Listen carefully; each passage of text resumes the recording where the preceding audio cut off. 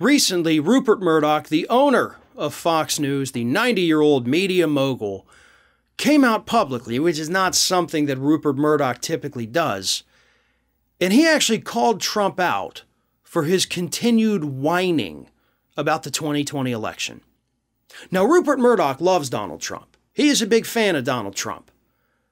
Even though Trump says Fox News is turned against me because they're nice to me on the air, but then they run mean commercials, he understands that Rupert Murdoch still loves him deeply. And that's where Rupert Murdoch was coming from when he told Donald Trump to basically stop whining about 2020. It came from a place of love. Oh, that's sweet, isn't it? A couple of friends just looking out for one another. No, here's what it is. Rupert Murdoch is not the only Trump ally who's come out in recent months to tell him, you need to shut the hell up.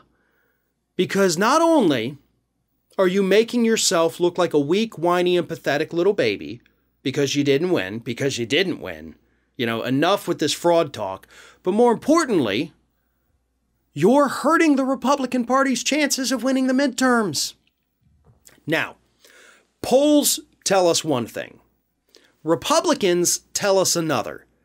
So the truth likely lies somewhere in between. And what I mean is this. Polls right now show that Republicans have, depending on the poll, a 10 to 5 point lead in the number of registered voters who say they want the Republicans to get control of Congress versus Democrats to retain control. You know, there was the big stink a couple weeks ago. The poll said there was a 10-point gap, the biggest in 40 years.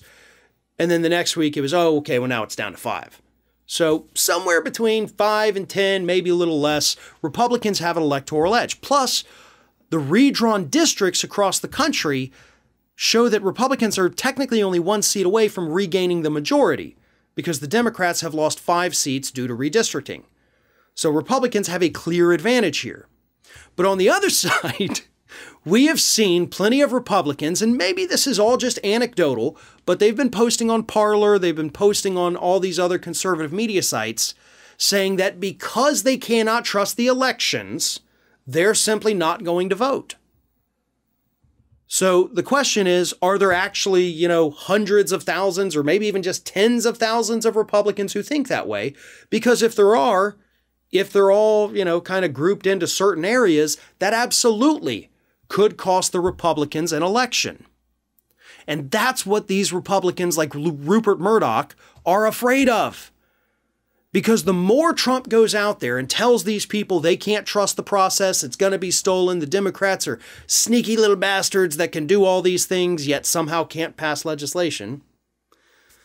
So there it is. That's what their concern is. They actually really don't care that Trump looks like a whiny little baby.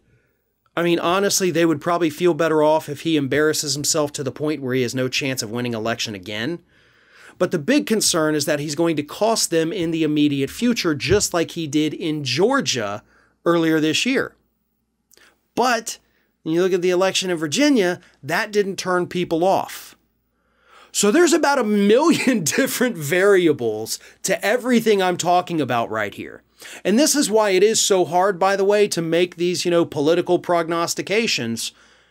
Because at the end of the day, nobody actually knows. You know, we can rely on models, we can rely on polls, we can rely on what the voters are saying in their social media outlets.